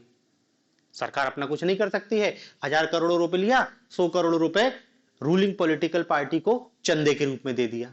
अब चंदे के रूप में दे दिया 100 करोड़ रुपए, तो उनसे बहुत अच्छे व्यवहार बन गए, तो वो उसके खिलाफ कभी कोई कार्रवाई नहीं होगी। तो जब ये स्थिति हो जाती है तब समस्या गंभीर होती है। यदि नॉर्मल स्थिति में इंडस्ट्रीज को घाटा आ रहा है तो सरकार को मदद करनी ही चाहिए, क्योंकि वही लोग अर्थव्यवस्था को चला रहे हैं। लेकिन जब स्थिति ऐसी बनती है तब ये अर्थव्यवस्था की बर्बादी की स्थिति को निर्मित करते हैं। और भारत में बहुत हद तक ज्यादातर यही हो रहा है, क्योंकि देखो निचले स्तर पर तो बैंक किसी को छोड़ती नहीं, ज्यादातर ऋण की वसूली कर ही लेती है। लेकिन जो पॉलिटिकल मोटिवेटेड ऋण बांटे जाते हैं, जैसे पीएम मुद्रा के तहत ऋण बांटा गया, खूब ऋण बांटा, बैंकों से जबरदस्ती बंटवाया, अब उसकी वसूली नहीं हो रही है। प्राइमरी सेक्टर में जो ऋण दिया जाता है, आप देख रहे हो कि हर 5 साल में चुनाव होते हैं और चुनाव के दौरान ये होता है कि बैंकों का ऋण माफ होता है, तो किसान भी फिर प्रमोट होते हैं कि क्या करेंगे बैंक का ऋण जमा करके, जब ऋण माफ हो ही जाएगा तो वो भी रास्ता देखते हैं कि बैंकों का ऋण माफ हो जाएगा, किस्त भरने की जरूरत नहीं है।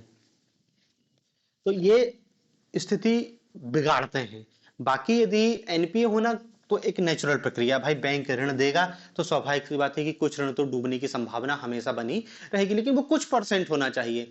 यहाँ तो वो जो डूबने की राशि बहुत ज्यादा है।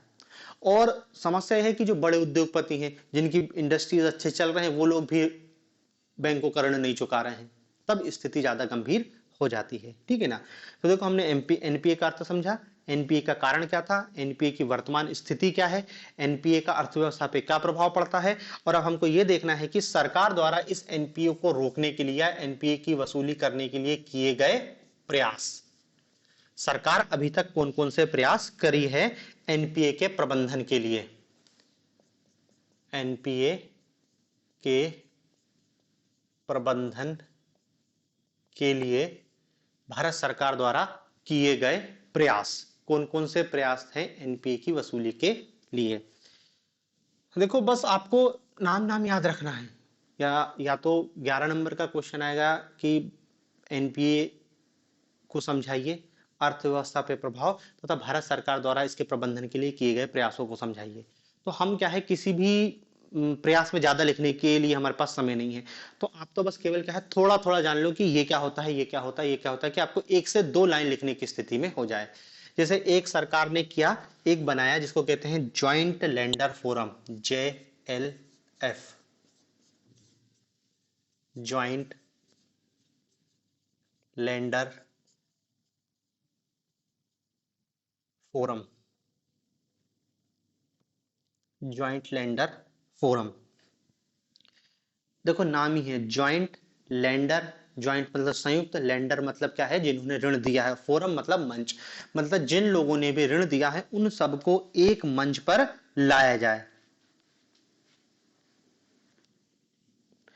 अब देखो इसमें सरकार ने कुछ नहीं कहा कि मान लो कोई कंपनी है, उसने एक से अधिक बैंकों से ऋण लिया है, कि पंजाब नेशनल बैंक से 20 करोड़ रुपए ले लिया, स्टेट बैंक से 50 करोड़ रुपए ले लिया, बैंक ऑफ इंडिया से 30 करोड़ रुपए ले लिया, ऐसे अलग अलग बैंकों से ऋण लिया और सारों का सारा का ऋण एनपीए हो गया है।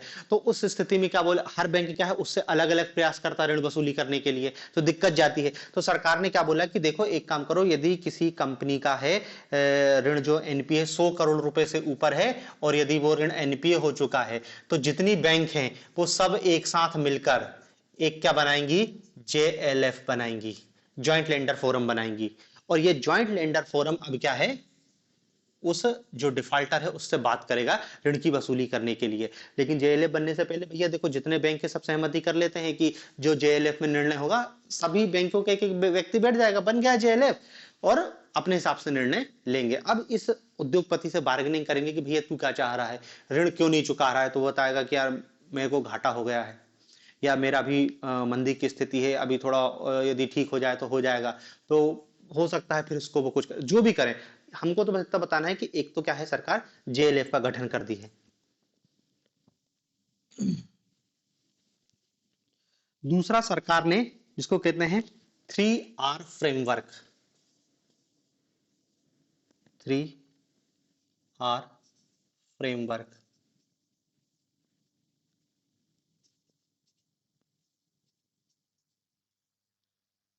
3R framework. 3R मतलब 3R की सिफारिश करती है सरकार। सबसे पहला उन्होंने बोला, पहला R है रेक्टिफिकेशन,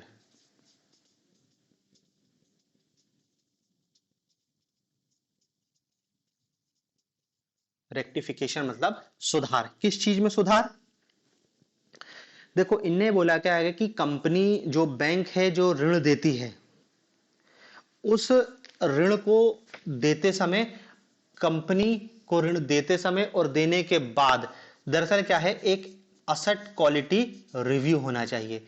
उस कंपनी की संपत्ति, असेट क्वालिटी रिव्यू की उसकी संपत्ति कैसी है, उसके आधार पे कितना ऋण प्रदान किया जाना चाहिए, क्या उसको ऋण देने से कम बैंक का ऋण डूबने की संभावना कितनी है, टोटल ये सब काम किया जाना चाहिए। उसके आधार पे ही उसको ऋण ऋण दिया जाना चाहिए। तो एक तो उन्होंने बोला 3R फ्रेमवर्क के अंदर रेक्टिफिकेशन मतलब सुधार, मतलब उनको ऋण देने की प्रक्रिया में सुधार होना चाहिए। दूसरा क्या बोला? रीस्ट्रक्चरिंग, अवसंरचना का री रीस्ट्रक्चरिंग, अवसंरचना का लचीला पुनर्वित्तयन, अवसंरचना का लचीला पुनर्वित्तयन। इसको 5-25 रूल भी कहते हैं, 525 रूल, नियम, 5-25 नियम। अब देखो इसमें क्या करेंगे कि जो डिफॉल्टर है उससे बोलेंगे कि भैया ऋण क्यों नहीं चुका पा रहा। वो कहेगा कि अभी उत्पादन कम है, आने वाले समय में उत्पादन बढ़ेगा तो मैं ऋण चुकाने की स्थिति में हो जाऊंगा। तो इसी को 5-25 फ्रेमवर्क कहते हैं। इसमें क्या किया जाता है कि सीधे सीधे उनने बोलते हैं कि ठीक है, हम तेरी जो लोन की अवधि है उसको 5 वर्ष बढ़ा दे रहे हैं,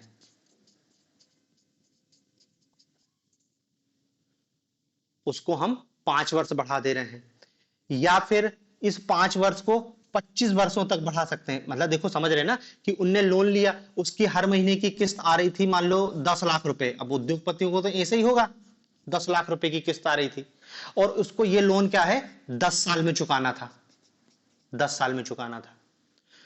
अब लेकिन उसकी मंदी की स्थिति है तो बैंक उसको राहत देगी कि ठीक है एक काम करो, ये जो तुम्हारा टाइम पीरियड है ना हम इसको बढ़ा के कितना कर दे रहे हैं 25 साल। अब तुम 10 साल नहीं 25 साल में चुकाओ, और जैसे ही 25 साल में चुकाओगे तो ये जो किस्त हो जाएगी ये कम हो जाएगी, हो सकता है किस्त हो जाए 5 लाख रुपए की। उन्होंने कहा हाँ 5 लाख की किस्त तो मैं दे सकता हूं, इतना मंदी है लेकिन आधी किस्त तो मैं दे ही सकता हूं। तो वो इसके लिए तैयार हो जाएगा। तो ये 5-25 रूल है कि 25 साल तक के लिए बढ़ा सकते हो और हर 5 साल में तुम उसके लिए रिव्यू करोगे कि अभी बढ़ा दिया फिर 5 साल बाद रिव्यू करके देख लो, हो सकता है कंपनी की स्थिति अच्छी हो जाए और वो जल्दी लोन देने की स्थिति में हो जाए। तो ये कहलाता है रीस्ट्रक्चरिंग, अवसंरचना का लचीला पुनर्वित्तयन। 5-25 रूल 25 साल तक बढ़ा सकते हो और हर 5 साल में उसको सुधार करेंगे। और फिर एक तीसरा होता है जिसको कहते हैं स्ट्रेटेजिक डेब, कहाँ गया, हाँ तीसरा है रिकवरी। रिकवरी, रिकवरी मतलब वसूली। और वसूली के तहत हम देखते हैं कि एक तो इनने बनाया है डेब्ट रिकवरी ट्रिब्यूनल, ऋण वसूली न्यायाधिकरण, और दूसरा यहां पर क्या है एक सरफेसी एक्ट है।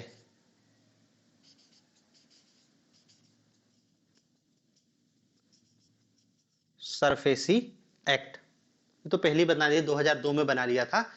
तो ये तीन काम करेंगे 3R फ्रेमवर्क के तहत, रेक्टिफिकेशन करेंगे, रीस्ट्रक्चरिंग करेंगे और रिकवरी का काम करेंगे। तो देखो आपको तो एनपीए के लिए किए गए प्रयास बताना है, तो पहला आप जेएलएफ बता दोगे, दूसरा 3R फ्रेमवर्क बता दोगे। बाकी देखो आपसे अलग से नहीं है कि जेएलएफ पूछ ले या 3R फ्रेमवर्क पूछ ले, ये कोई नहीं है, हमको तो बस एनपीए का बताना है। तो जेएलएफ हो गया, दूसरा हो गया 3R फ्रेमवर्क, ठीक है।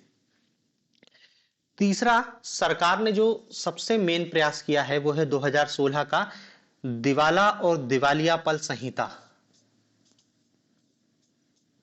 दिवाला और दिवालियापन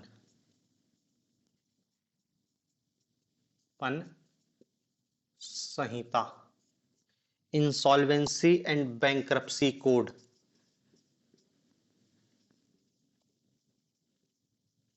एंड बैंक्रप्सी कोड, ये 2016 में इंसॉल्वेंसी एंड बैंक्रप्सी कोड।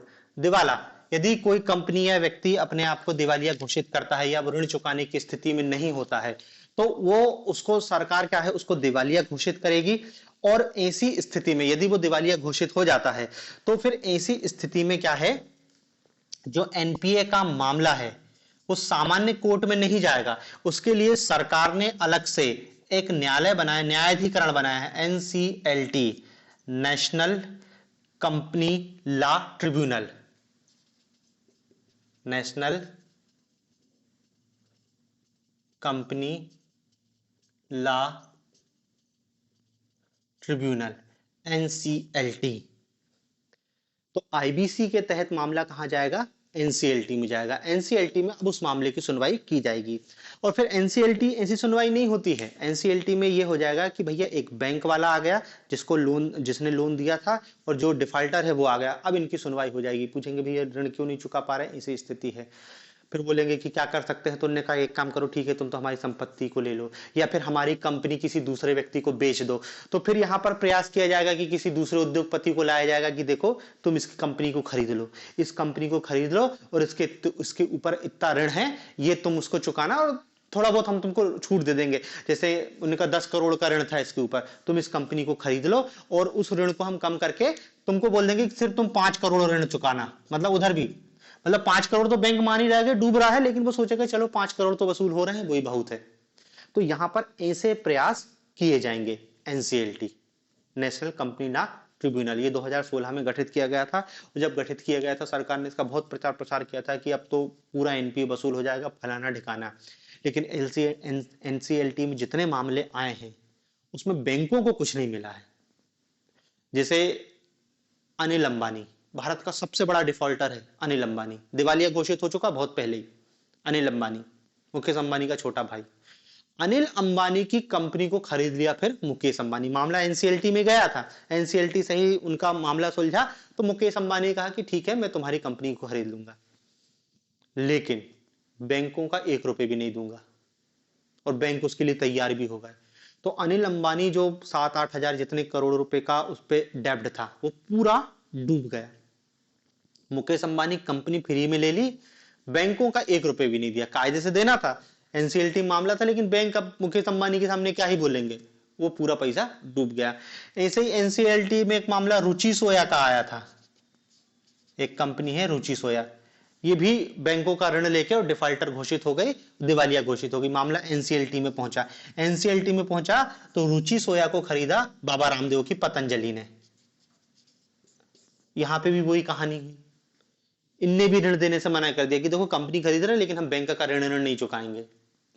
और तो और, जैसे कंपनी खरीदना है, जैसे कंपनी खरीदने के लिए 1000 करोड़ रुपए की जरूरत है, तो ये 1000 करोड़ रुपए भी ये लोग बैंक से कर्जा लेके आते हैं। तो ले देके बैंक को तो कुछ मिलता ही नहीं है। तो सब कॉपी में लिखने के तरीके हैं, अपन को तो आंसर लिखना है, इसलिए अपन को एनसीएलटी और आईबीसी कोड के बारे में बताना है। बाकी कोई काम का नहीं, कोई ऋण की वसूली करने की स्थिति में है नहीं, क्योंकि उनको मालूम है ऋण देने की कोई जरूरत नहीं। जब सरकारी अपनी है तो ऋण देने की जरूरत है क्या। तो ये याद रखना, आईबीसी कोड और आईबीसी की कोड के तहत एनसीएलटी का गठन किया गया था। ये सब 2016 की बात है, और ये बहुत महत्वपूर्ण था उस समय। अलग से भी अपन पढ़ते कि भाई पेपर में क्वेश्चन पूछेगा, लेकिन अब तो नहीं पूछा जाएगा, पुराना हो गया सब। फिर सरकार ने एक कहा कि हम एक बैड बैंक का गठन करेंगे। Bad bank, public sector asset rehabilitation agency, इसको नाम दिया गया बैड बैंक। बैड बैंक मतलब बुरा बैंक। ये बैड बैंक क्या करेगा, बैड बैंक जो बैंक हैं उनसे सारा एनपीए ले लेगा। एनपीए गंदगी है ना, तो ये सारी गंदगी ले लेगा, इसलिए क्या है, गंदा बैंक है। सारे बैंकों का एनपीए अपने हाथ में ले लेगा। तो बैंकों की बैलेंस शीट से एनपीए साफ हो जाएगा, और एक अलग से बैड बैंक रहेगा जो पूरे बैंकों का एनपीए अपने ऊपर ले लेगा, और फिर ये एनपीए की वसूली करेगा।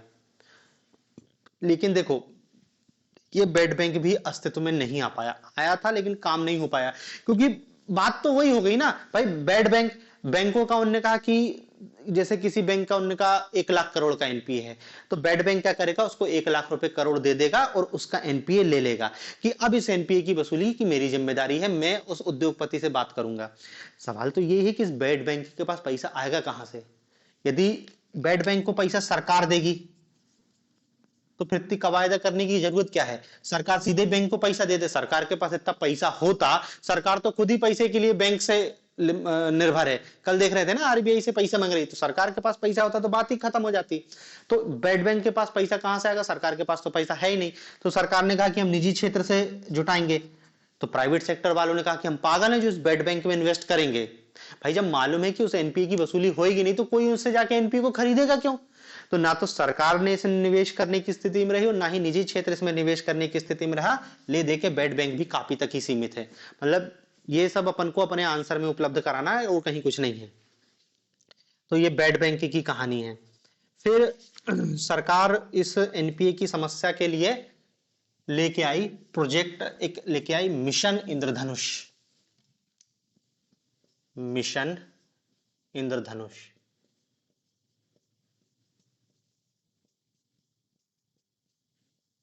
मिशन इंद्रधनुष। ये जो मिशन इंद्रधनुष है ये पीजे नायक समिति की सिफारिशों पर बैंकों के एनपीए को कम करने के लिए लाया गया था 2015 में।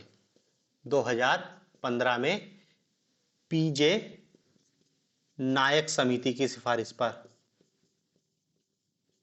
और इंद्रधनुष कह रहे हैं मतलब ये सात सूत्रीय रणनीति थी। ये 7 सूत्रीय रणनीति, 7 सूत्रीय प्रोग्राम कह लो, 7 सूत्रीय रणनीति कह लो।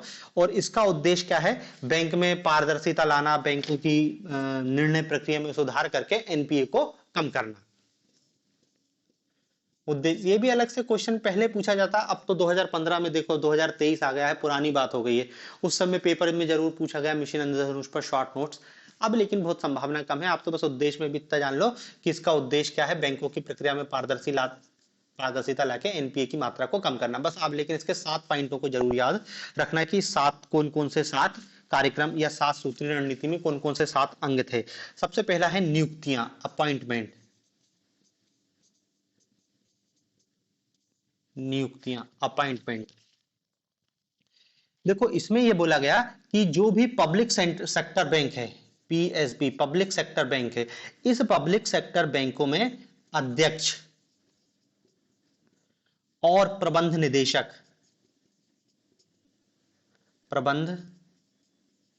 निदेशक, इस दोनों पद को अलग अलग किया जाएगा। अभी तक क्या है, दोनों एक ही व्यक्ति होता था। अब इनने क्या बोला कि सार्वजनिक क्षेत्र के बैंकों में जो नियुक्ति की प्रक्रिया है उसमें सुधार किया जाएगा और इसमें पीएसबी में अध्यक्ष और प्रबंध निदेशकों की अलग अलग नियुक्ति की जाएगी। दोनों को अलग अलग जिम्मेदारी दी जाएगी ताकि रिस्पॉन्सिबिलिटी तय हो।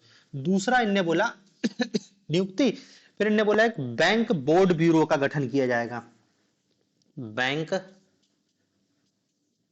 Board bureau, bank board bureau, एक बैंक बोर्ड ब्यूरो बनेगा जो बैंक में उच्च स्तरीय नियुक्तियां करेगा। नियुक्तियों में पारदर्शिता लाएगा और राजनीतिक हस्तक्षेप को कम करेगा। देखो अपन देख रहे हैं ना सार्वजनिक क्षेत्र की बैंकों में क्या है, पॉलिटिकल हस्तक्षेप ज्यादा है। भाई सरकार अपने ही व्यक्ति को सार्वजनिक बैंकों के अध्यक्ष और प्रबंध निदेशक के पद पर नियुक्त करती है ताकि सरकार जो बोले वो करे। तो यहाँ पे उन्होंने बोला कि पॉलिटिशियन के हस्तक्षेप को कम किया जाए और थोड़ी नियुक्ति में पारदर्शी लाया जाए, तो अलग से एक बैंक बोर्ड ब्यूरो का गठन किया जाना चाहिए। और देखो ये पहला 2016 में गठित कर दिया गया था। पूर्व सीएजी विनोद राय की अध्यक्षता में एक बैंक बोर्ड ब्यूरो का गठन कर दिया गया था। ठीक है ना, ये उस समय किया गया था। अध्यक्ष तो पता नहीं कौन था, लेकिन 2016 में गठित हो गया था बैंक बोर्ड ब्यूरो। तो देखो पहली नियुक्ति है, दूसरा बैंक बोर्ड ब्यूरो है, तीसरा है बैंकों का पूंजीकरण, कैपिटलाइजेशन।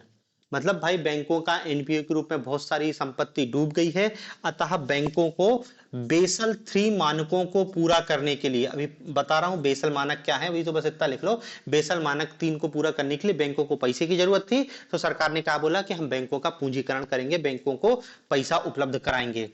फिर चौथा बोला गया था बैंकों से दबाव को हटाना या सार्वजनिक क्षेत्र के बैंकों पर दबाव हटाना। बैंकों पर दबाव हटाना। बैंकों पर दबाव हटाने का मतलब क्या है? बैंकों का जो एनपीए है, इस एनपीए की वसूली के लिए सरकार ने बोला कि हम अलग से एक बैंक इन्वेस्टमेंट कंपनी बीआईसी का गठन किया जाएगा और इस कंपनी में केंद्र सरकार की हिस्सेदारी होगी और ये अब बीआईसी क्या है, बैंकों के एनपीए को वसूल करेगा। मतलब बैंकों पर थोड़ा सा दबाव कम करना है एनपीए का, ठीक है ना। सरकार की हिस्सेदारी 50% होगी और सरकार इसमें काम करेगी एनपीए की वसूली के लिए। फिर मिशन इंद्रधनुष के तहत पांचवा पॉइंट बोला गया सशक्तिकरण। पांचवा पॉइंट इधर लिख दे रहा हूं, सशक्तिकरण।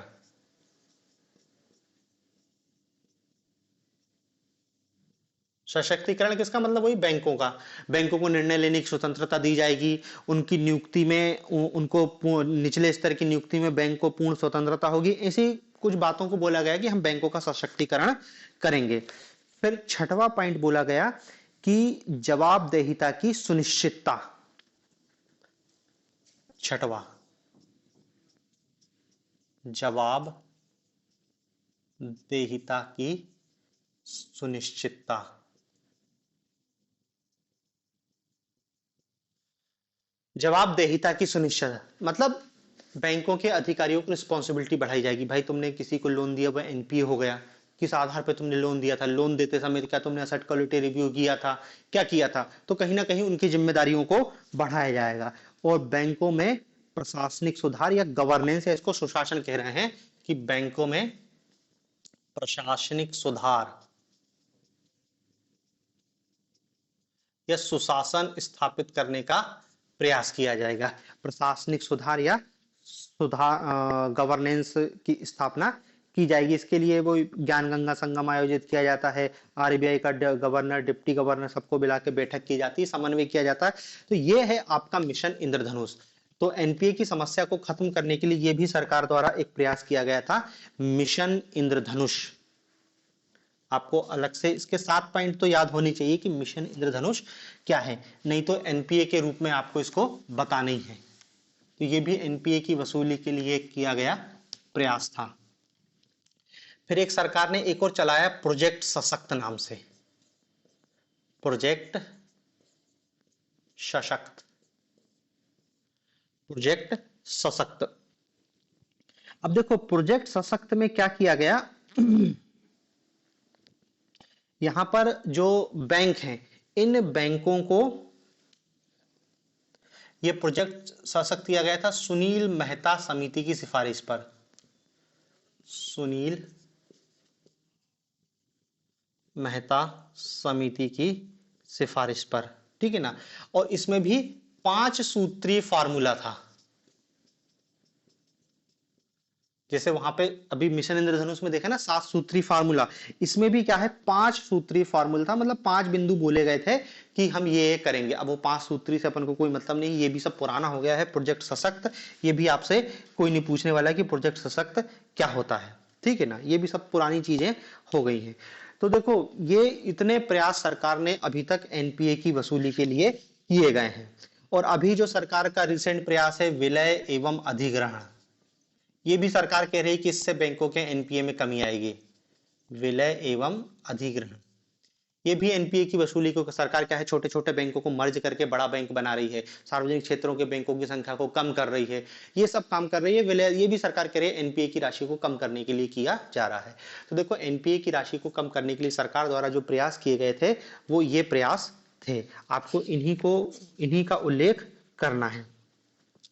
अब देखो ये तो सरकार द्वारा किए गए प्रयास हैं, लेकिन आपसे यदि ऐसा पूछ ले कि एनपीए की समस्या से निपटने के लिए सुझाव देइए, तो देखो जो प्रयास हो गए वो तो ठीक है, आप अपनी तरफ से क्या सुझाव दे सकते हैं? सुझाव तो देखो एनपीए को कम करने के लिए जितने प्रयास हैं, सबसे पहला तो यही हो सकता है कि भैया जो आप ऋण दे रहे हो तो ऋण देते समय ही थोड़ा सतर्क रह के दो कि आप जिसको ऋण दे रहे हो उसका इतिहास देखो, वो डिफॉल्ट करने की स्थिति में है नहीं, उसके पास कितने की संपत्ति है, उसको कितना ऋण देना है, तो ये आप ऋण देते समय करो। दूसरा क्या है, हम देख रहे हैं कि जो एनपीए है वो सरकारी बैंकों का ज्यादा हो रहा है, प्राइवेट बैंकों का भी हो रहा है लेकिन वो कम है। सरकारी बैंकों का एनपी ज्यादा हो रहा है। क्यों हो रहा है सरकारी बैंकों का एनपी ज्यादा? क्योंकि लोन बांटते समय सरकार का दबाव रहता है बैंकों के ऊपर, इसलिए तो सरकारी बैंकों का ऋण एनपीए ज्यादा है, प्राइवेट बैंकों का एनपीए कम है। तो हम तो सुझाव में यही देंगे कि भैया जो बैंक के शीर्ष अधिकारी हैं, बैंक के शीर्ष अधिकारियों की नियुक्तियों में राजनीतिक हस्तक्षेप नहीं होना चाहिए।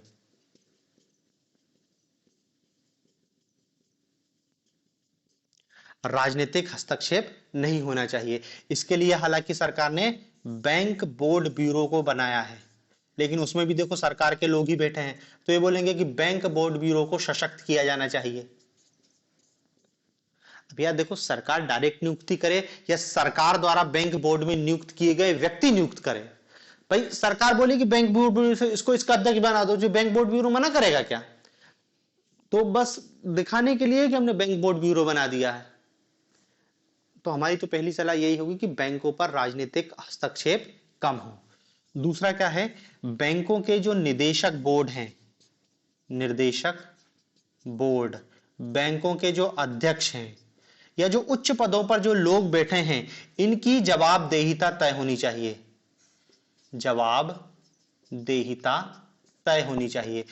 भाई देखो, विलफुल डिफॉल्टर व्यक्ति है, वो जानबूझ कर लोन नहीं दे रहा, तो पता करो कि जब इस व्यक्ति को लोन दिया गया था किस व्यक्ति ने उसको लोन दिया था, उससे पूछो उसको क्या देख के लोन दिया था, डॉक्यूमेंट कंप्लीट थे नहीं थे। तो कहीं ना कहीं उच्च पदों पर बैठे व्यक्तियों की जिम्मेदारी तय होनी चाहिए। देखो निचले स्तर पर तो जिम्मेदारी होती है, यदि कोई ऋण एनपीए होता है तो जिसने ऋण दिया था ना उस पर बैंक सवाल पूछता है कि तुमने क्या देख के ऋण दिया, लेकिन उच्च पदों पर जो बड़े ऋण सैंक्शन किए जाते हैं वहां पे कोई जवाबदेहिता नहीं है, इसलिए कह रहे हैं उच्च पदों पर। फिर बैंकों के लिए परियोजना का मूल्यांकन करना आवश्यक है। परियोजना मूल्यांकन आवश्यक है। मतलब कोई उद्योगपति आया है कि वो, उनने कहा कि कहीं कोई फैक्ट्री स्थापित करना चाहता है, उसके लिए उसको 50 करोड़ का लोन चाहिए, तो बैंक कम से कम ये तो देखे कि वो जो जिस काम के लिए पैसा लेने आया है वो सक्सेसफुल होगा भी कि नहीं। कि वो फैक्ट्री तो स्थापित कर लेगा लेकिन मालूम है कि वहां पे तो ये चलना ही नहीं है, तो पैसा डूब जाएगा। तो परियोजना का मूल्यांकन करे पहले, उसके बाद हालांकि होता है परियोजना का मूल्यांकन, लेकिन बस वही है कि खाना पूर्ति होती है ले देके। तो हम यही कहेंगे कि परियोजना का मूल्यांकन किया जाना चाहिए। और क्या बता सकते हैं कि बैंक एनपीए की समस्या को सुलझाने के लिए क्या कर सकते हैं? हम सुझाव यही दे सकते हैं और कि बैंक कर्मचारियों को पर्याप्त प्रशिक्षण दिया जाए।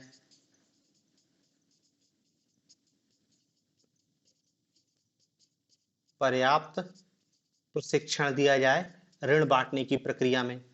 छठवा ये कह सकते हैं कि जो विलफुल डिफॉल्टर है, विलफुल डिफॉल्टर, विलफुल डिफॉल्टर से सख्ती के साथ ऋण की वसूली की जाए। विलफुल डिफॉल्टर के साथ सख्ती के साथ ऋण की वसूली की जाए। भाई जब वो जान पूछ के नहीं दे रहा तो उसकी तो कॉलर पकड़ना चाहिए ना।